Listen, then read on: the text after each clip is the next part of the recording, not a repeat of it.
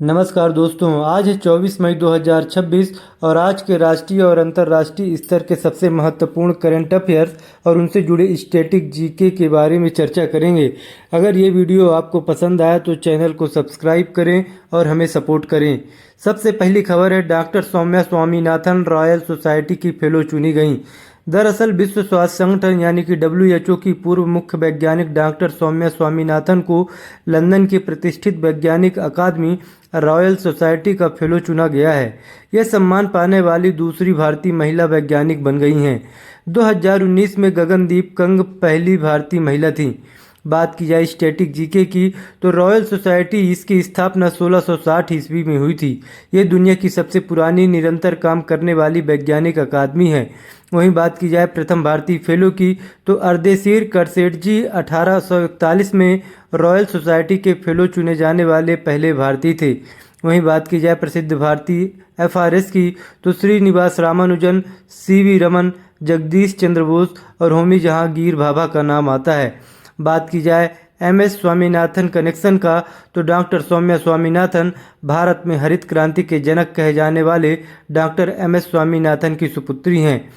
बात की जाए आज के दूसरे खबर की तो वर्ल्ड सिटीज रिपोर्ट 2026 जारी की गई है, जिसमें संयुक्त राष्ट्र द्वारा जारी वर्ल्ड सिटीज रिपोर्ट 2026 के अनुसार दुनिया की लगभग 40% आबादी गंभीर आवास संकट का सामना कर रही है।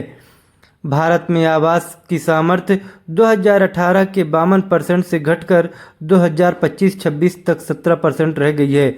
मुंबई और दिल्ली में मूल्य से आय अनुपात सबसे अधिक है। वहीं बात की जाए भारत में यह दर प्रति 10,000 लोगों पर 13 है, जो चीन और अमेरिका से बेहतर है।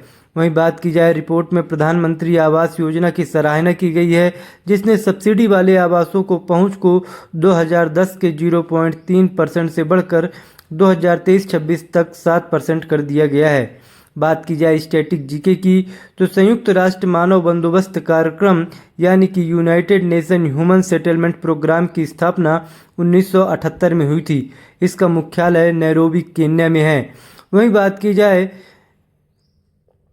यह योजना 2015 में शुरू की गई थी, जिसका उद्देश्य सभी पात्र शहरी और ग्रामीण परिवारों को मकान उपलब्ध कराना था। बात की जाए प्रधानमंत्री आवास योजना की तो इसकी शुरुआत 2015 में शुरू की गई थी।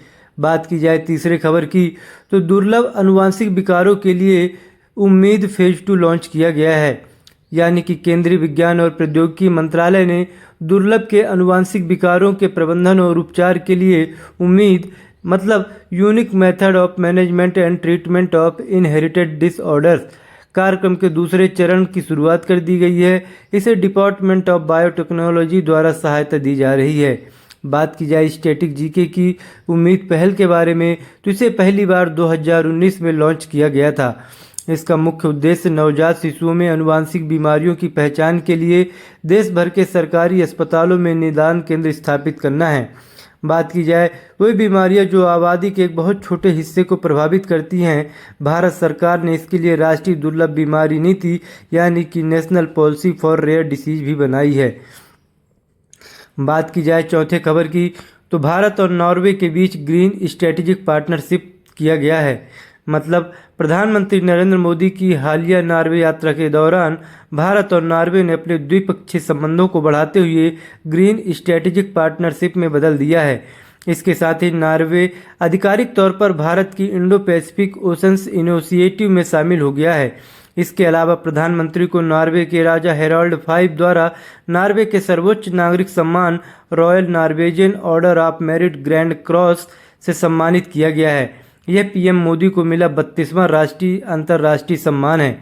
बात की जाए नॉर्वे की तो यह एक यूरोपीय देश है जिसकी राजधानी ओस्लो है और यहाँ की मुद्रा नॉर्वेजियन क्रोन है। ओस्लो में ही हर साल नोबेल शांति पुरस्कार दिया जाता है और बाकी के नोबेल पुरस्कार स्टॉकहोम स्वीडन में दिए जाते हैं। बात की जाए IPOI की यानी कि इंडो पैसिफिक ओशियन इनिशिएटिव की तो इस पहल की घोषणा PM मोदी जी ने 2019 में बैंकॉक में आयोजित पूर्वी एशिया शिखर सम्मेलन में की थी, जिसका उद्देश्य समुद्री सुरक्षा और सतत विकास को बढ़ावा देना है।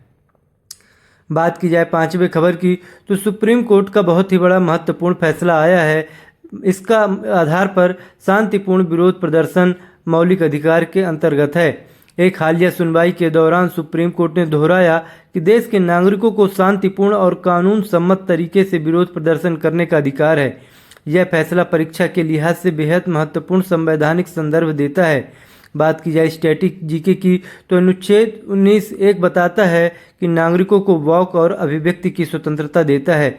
वहीं बात की जाए अनुच्छेद 19(b) की तो बिना हथियारों के भी शांतिपूर्वक एकत्र होने या सभा करने का अधिकार देता है। बात की जाए रामलीला मैदान मामला 2012 की तो सुप्रीम कोर्ट ने यह माना कि शांतिपूर्ण विरोध प्रदर्शन का अधिकार अनुच्छेद 21 के तहत भी एक हिस्सा है। वहीं बात की जाए शाहीन बाग मामला 2020 की तो कोर्ट ने यह साफ किया कि विरोध का अधिकार है, लेकिन सार्वजनिक स्थानों या रास्तों को अनिश्चितकालीन के लिए घेरा नहीं जा सकता। बात की जाए एक नज़र में कुछ अन्य महत्वपूर्ण त्वरित तथ्यों की तो बात की जाए इसरो के सम्मान के बारे में तो भारतीय अंतरिक्ष अनुसंधान संगठन इसरो को चंद्रयान 3 मिशन की ऐतिहासिक सफलता के लिए American institute of aeronautics and astronautics द्वारा 2026 गोडार्ड एस्ट्रोनॉटिक्स अवार्ड से सम्मानित किया गया है। वहीं बात की जाए एशियाई उत्पादकता संगठन यानी कि एपीओ के बारे में तो भारत ने नई दिल्ली के भारत मंडपम में 68वीं एपीओ गवर्निंग बॉडी मीटिंग की मेजबानी की है।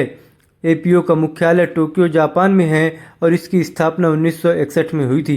बात की जाए पर्यावरण खोज की तो कर्नाटक के पश्चिमी घाटों में मेढक की एक नई प्रजाति खोजी गई है जिसका नाम काली नाइट फ्रॉग रखा गया है। अपनी तैयारी को और मजबूत करने के लिए चैनल को सब्सक्राइब करें और बेल नोटिफिकेशन ज़रूर दबाएं ताकि समय पर आपको ऐसे ही अपडेट मिलते रहे। मिलते हैं नेक्स्ट वीडियो में, तब तक के लिए धन्यवाद। जय हिंद।